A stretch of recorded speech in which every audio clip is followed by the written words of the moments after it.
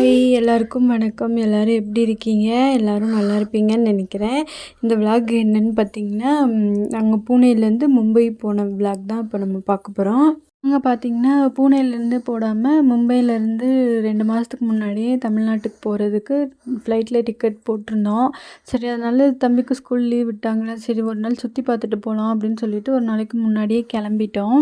Evening போல் ஒரு 4 போல் வீட்டிலேருந்து கிளம்பிட்டு அப்படியே கார் புக் பண்ணி காரில் தான் மும்பையே போனோம்.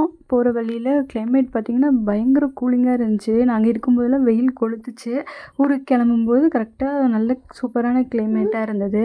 பூனேலேருந்து மும்பை போக ஒரு 3 hours தான் ஆகும். அதனால் கார்லேயே போயிடலாம், கார் புக் பண்ணி அப்படின்னு சொல்லிட்டு அதுதான் போயிட்டுருந்தோம். போகிற வழியில் கேஸ் ஃபில் பண்ணிவிட்டு போகலாம் அப்படின்னு சொல்லிட்டு நின்றுட்டுருந்தோம். நிற்கிற இடத்துலலாம் ஒரே ஃபோட்டோ செல்ஃபியாக எடுத்துக்கிட்டு போயிட்டுருந்தோம். காரில் ஏறினோன்னுமே என் சின்ன பையன் ஒரே அழுக. 10 மாதமாக வீட்டுக்குள்ளேயே இருந்துட்டு வெளியில் இருக்க மக்கள்லாம் பார்க்காம, இப்போ கிராமத்தில் இருந்திருந்தோன்னா பக்கத்தில் சொந்தக்காரங்க எல்லாருமே நிறைய பேர் வந்து பார்ப்பாங்க, டெய்லி பேசுவாங்க. எங்கேயாச்சும் வெளியில் அவங்கள தூக்கிட்டு போகிறதுக்கெலாம் வாய்ப்பு இருக்குது. அங்கே ஊருக்கு போனதுக்கப்புறம் சுத்தமாக வீட்டுக்குள்ளேயே வச்சு வளர்ந்தனால யாரை பார்த்தாலும் அழுக ஆரம்பிச்சிட்டான். பெரிய கஷ்டமாயிடுச்சு அவனை வச்சுட்டு. யாருமே அவனை பார்க்கல, அவனை தூக்குறேன்னு சொல்லலை, கூப்பிடல. அந்த மாதிரி இருந்தால் இன்னும் அழுது நடுங்கியிருப்பான். சும்மா ஆளுகளை பார்க்குறதுக்கே அப்படி ஒரு அழுகையாக இருந்தது அவன்கிட்ட.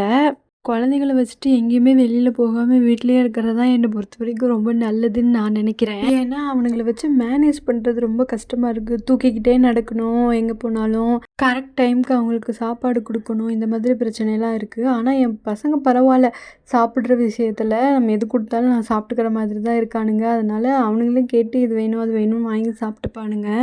இது ஒரு ப்ளஸ் பாயிண்ட் எனக்கு. இந்த ட்ரிப்பில் பார்த்திங்கன்னா ஃபுல்லாக இந்த குகைக்குள்ளார போயிட்டு வெளியில் வருவோம் பார்த்திங்களா, அந்த மாதிரி தான் ரோட்ஸ்லாம் இருந்தது.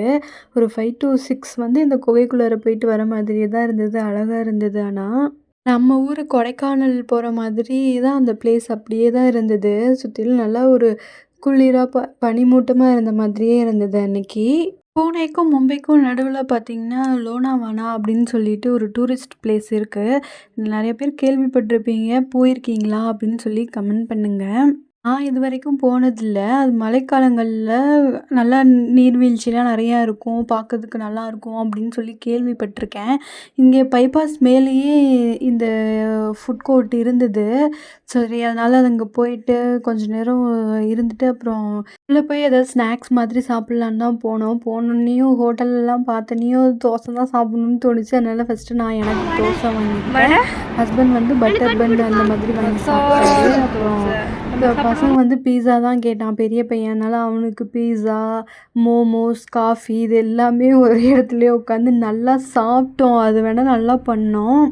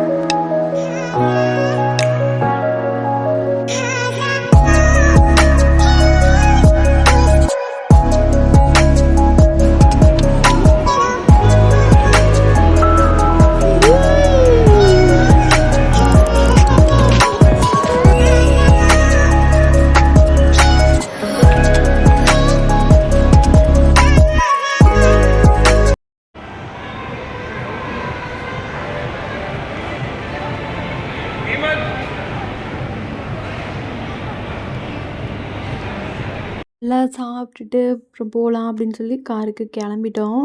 நீங்களே பாருங்கள், இப்போ சின்ன பையன் காருக்குள்ளார போகும்போது என்ன ஒரு அழுவான் அப்படின்னு சொல்லிட்டு. ஏன் அழுகுறீங்க நீங்கள்? அழுகிறான், அழுகக்கூடாது. கார் எடுக்க போகிற லைட்லாம் எரியுது காரில். அடே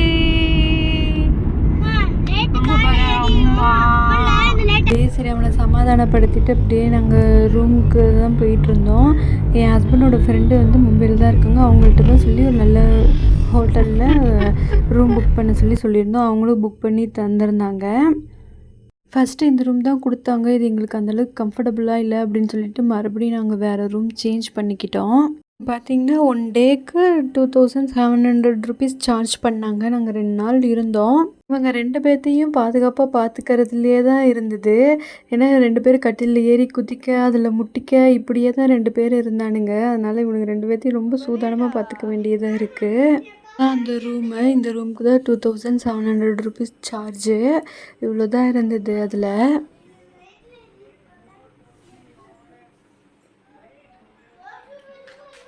இந்த வீடியோ உங்களுக்கு பிடிச்சிருக்குன்னு நினைக்கிறேன். பிடிச்சிருந்தா லைக் பண்ணி கமெண்ட் பண்ணுங்கள். சப்ஸ்கிரைப் பண்ணிக்கோங்க. நாளைக்கு இதே மாதிரி இன்னொரு வீடியோவில் பார்க்கலாம். அது வரைக்கும் பை.